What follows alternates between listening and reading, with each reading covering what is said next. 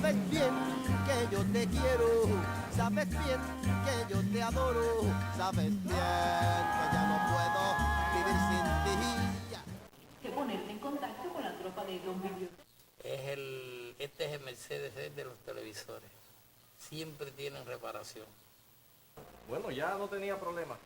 Ya no tiene. No puede tener muchos problemas porque no hay mucha fiesta. Sencillez. Bueno, la televisión en Cuba requiere de una renovación total.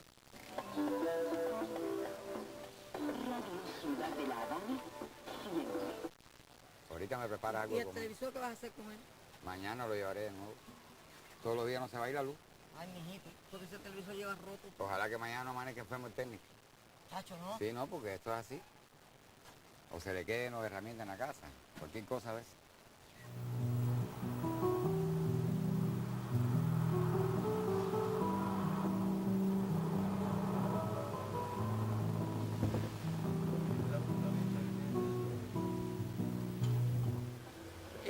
Yo quisiera a ella ofrecerle un televisor Caribe. No. Yo soy real. Yo voy a casa de mis amigos y veo los televisores Sony. No sé, mil firmas y mil marcas que en mi casa no la hay.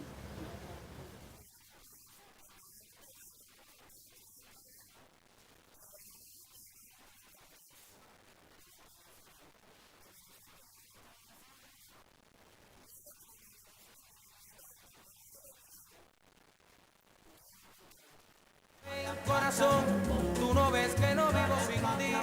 Tus caricias, tus besos, tu amor siempre me han hecho feliz.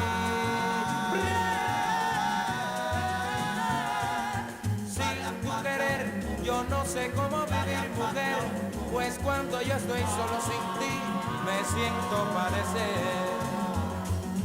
Ven, corazón, tú no ves que no vivo sin ti. Sin tu querer, no puedo ser feliz. Ven, corazón, que esperándote siempre estaré, aguardando tus besos, tu amor, tus caricias, que no olvidaré.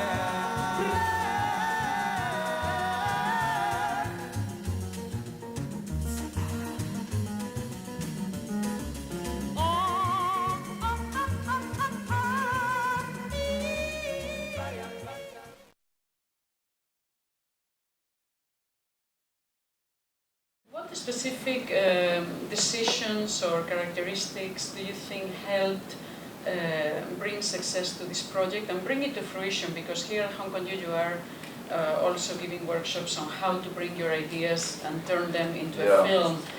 This is a very good example and one of the reasons why we selected this film. Why did the film succeed, do you think? And how did you manage to make it succeed in a place as complicated as Cuba, where things take so long when you are there? People work really well, but not exactly at a fast pace. So many times when you go and visit people, right, you will manage to meet that person 5 days later, and so on. Networking is so important to get anything done, right? We saw it in your film as well, how people get things done by friendships, and I do this for you, you do that for me.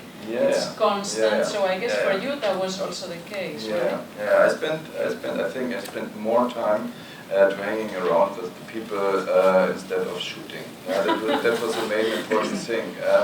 And you have to know that we shooted this film in 1999, and that was a time. It's a completely other situation in Cuba now. When we shot it there, it was our second project in Havanna. The first one was 2 years before. It was a story about a trumpeter and a schizophrenic patient band in a hospital. And then I met the television mechanic. And the story of the television mechanic, that touched me. Because I was thinking that with him I will get an entry to the private spaces of the Cubans. Yeah? Because you have to know, in that time most of the Cubans had this Russian black and white television. And it was a time when they were broken. Everywhere, in every corner of the city, there were broken televisions. Yeah? And the Cuban television announced a new soap opera. And everybody wants to see the soap opera. But a lot of the Cubans, they had broken television. And so this man was a man with the golden hands. Yeah? And my idea was to be with him, because a lot of people will call him to repair their television. And so with him, I have the chance to get the entry to the private areas. But the other thing was he divorced from his wife, and then he was drunk every day. And so I changed a little bit my concept, and I picked up the protagonist in front of the repair stations. That was a little bit a change in the concept. But the main idea was to compare the real life with the life in a soap opera. And the red line was, I think the soap opera was a little bit the red line, and influenced the questions for the protagonist. And so deeper and deeper, day by day, we came deeper in the society. But it's extremely interesting how you introduce the television, right? How you intertwine the television with the documentary, the fiction with the documentary, but also taking into account the strong hold that the Cuban state has on television, which is much more censored than film, for instance. No? You also have some excerpts from films, but television is much more censored, because it reaches many more people, so it is much more under the control, ideological control of the government. So it's very interesting how you take that chance to introduce, even though your documentary, it's not exactly, it's not political, you focus more on the personal, clearly. The basement is love relations, but everything was connected with this topic, this main topic. The young lady, they opened her mind to all the other serious questions, and the drunk man, that was a big problem. And waiting for something that comes from the story of the hairdresser woman. I'm waiting, and nothing happened. This situation where everybody was waiting of something, that was a situation where we entered, and so the political issue that. Of course, because I was born in East, and I have a relation to this kind of communist thing, the red thing. And I know that in a communist country, you try to find the meaning of life. Everybody tried it in every system. And if you spend a lot of time in a communist country, you try to be happy and to try to organize all the ordinary things.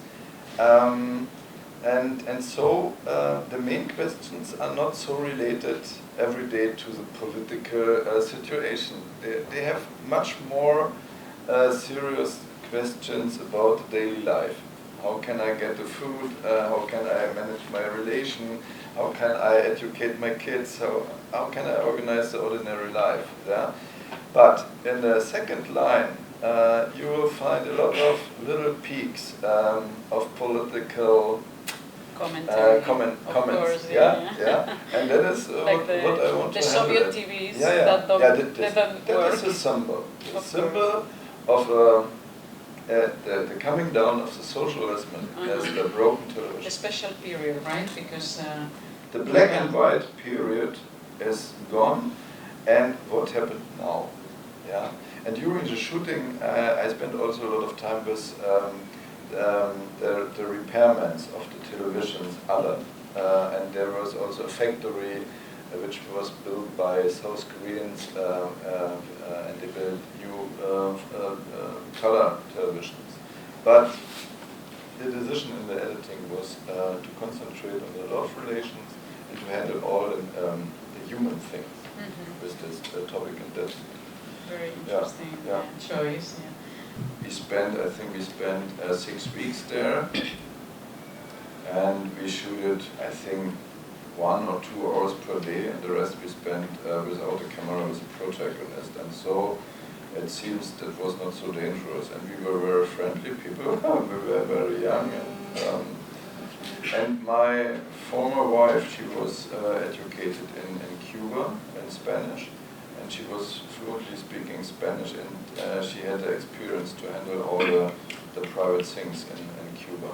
That was my advantage, and we were together, and we shot it together, and for me it was my first film, but I was deeply supported by my cinematographer. He had a lot of experiences before, and he was waiting, I think, 3 weeks, because he said to me, in the beginning I was not so clear what I want to shoot there. I was so fresh, no experienced, and he said to me, you have to think about what you want to tell with this film, and then if you are clear in mind, then you can explain me what you want to tell with this film, and then I'm ready to shoot, otherwise I go to the beach. And so he spent 3 weeks at the beach.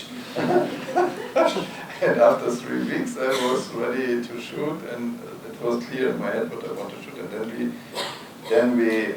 there was a tough schedule for shooting, 3 weeks shooting, and yeah.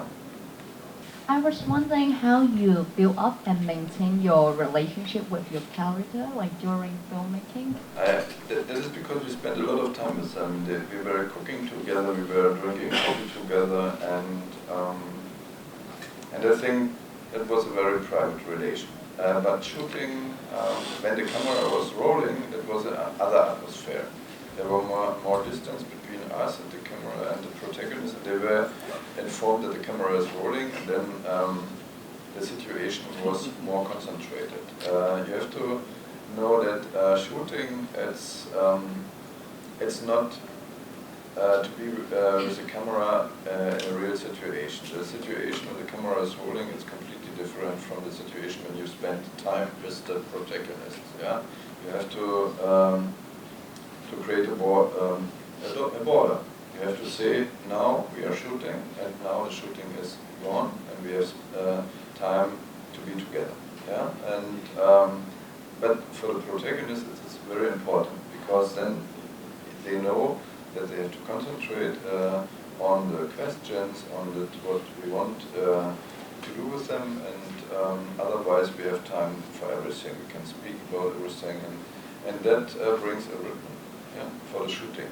Yeah, if you have a rhythm, then step by step you can go more deeper and deeper in the story. Yeah, because the protagonist realize what you want to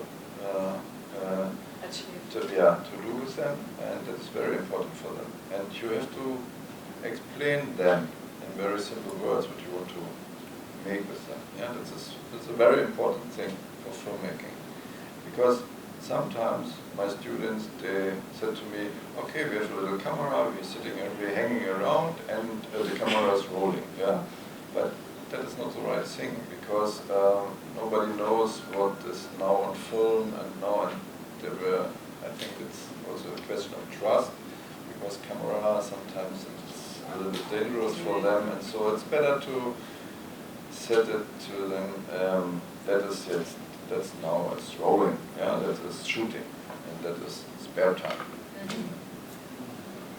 Hello, I want to know how you made them want to be involved in the film in the first place, and how do you keep them, feeling like attached to this project? Yeah, I think every story starts in front of the repair station. Yeah, we were picking up the protagonist because they had broken televisions, and then we were sitting, hanging around, and if a client came out from the repair station. We picked him up, or her, and then we asked him if they are ready, then that we can go with them on the way from the repair station to their homes. And they agreed. Sometimes they agree, and then we started to shoot with them. And I think in that time, most of the Cubans were very open for foreigners and for the camera. It was much more easier than now, because now everything is connected with money, and I think this is a completely other situation. Now there is a desperation. Yeah. But still, I mean, my experience as well was that very open to. I went in the 2000s, and it's at the same time. Something difficult to think about. For instance, in Hong Kong, that people will invite you to eat in their private homes. I was eating with people in their private homes, also conducting research, and I would end up eating with people. Or in the taxi, it's a shared taxi. They would offer me, if they see I have no spoon, they would offer me a spoon. It's a different context, and so maybe you think, okay, how difficult it is to enter into that world, but it is much easier in Cuba than in many other places of the world. I notice, I mean, I'm not very knowledgeable about music, but it sounds like very 50s. Was there a conscious decision to choose old-fashioned music because of the old-fashioned theme? No, that was a very simple decision, because we were traveling a lot with our car, and we picked up our protagonists and bring them to the shooting places, and the wish of them was to hear the music of Los Zafiros. They were, this is the so-called Beatles of Latin America. They were very successful in the 50s, and and everybody knows them. And then I think that supported it was connected with our feeling during the shooting. And then I used it in a film, and there was a guy in Germany who has all the rights for the music. And it was the first time that a film used the soundtrack, and then we decided to bring all the Los Zafiros and all the lyrics from the music. It's a little bit you can compare it with the stories of the film.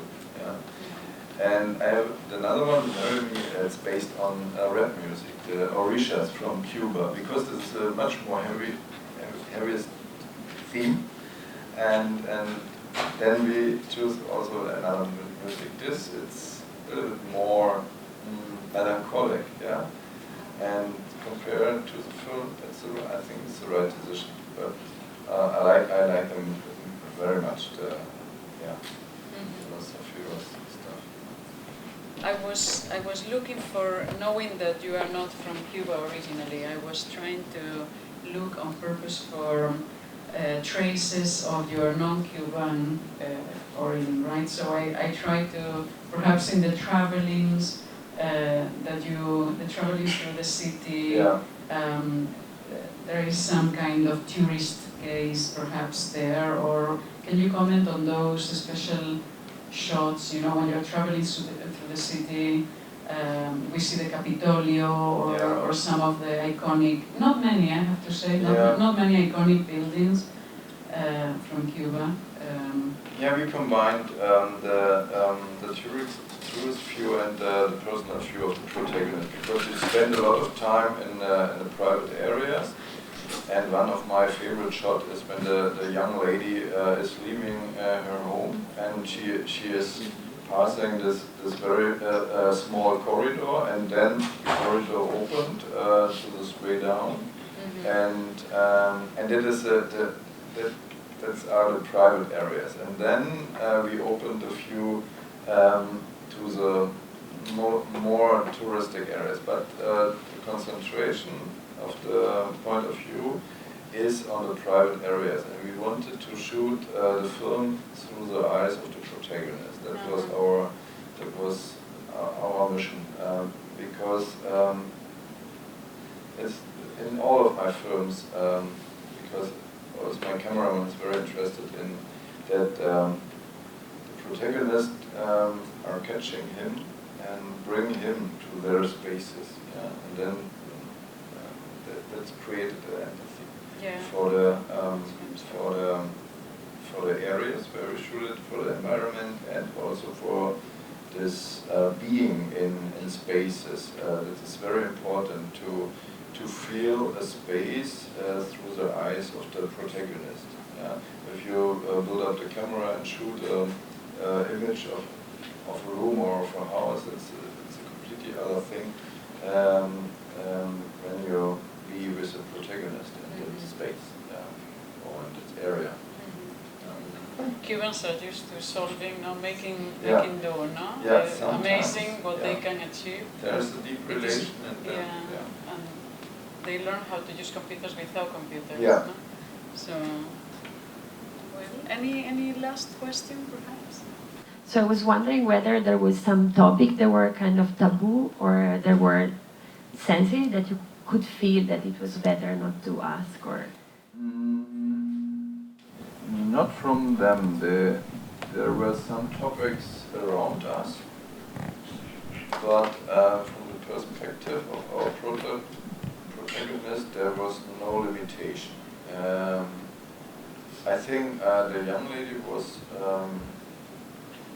she was the most open person, because there was a long talk with her, and she was sitting with her mother, and I think it was a very serious talk about the real life situation in Cuba, the pressure of the man, the drinking, the alcoholism, and all of that things. And she and her mother, they lived under very bad conditions. And she tried everything to go out of Cuba. That was also what I realized. And when she was sitting on the beach, and she was crying, I think she was nearly a step before to leave the country. Yeah? And it happened 2 years later. I've got a call from a German guy, and he told me, I met a girl in Cuba, and I want to marry her. And she had a relation to you years before, because she said to me that you shooted a film there. That was Gladys. He fell in love in a discotheque, and he was completely convinced that he wanted to marry her. And so I decided to start to make a film about the story. And we started at a very early stage with them in Cuba before the marriage. And then we followed them over 2.5 years until the birth of the first child. And all the problems with the German culture and the problem with the husband. That is a 100-minute film, which for a normal audience it's a fiction film, because you cannot imagine that it's a documentary. Thank you so much for being Yes, here thank tonight. You. Thank you.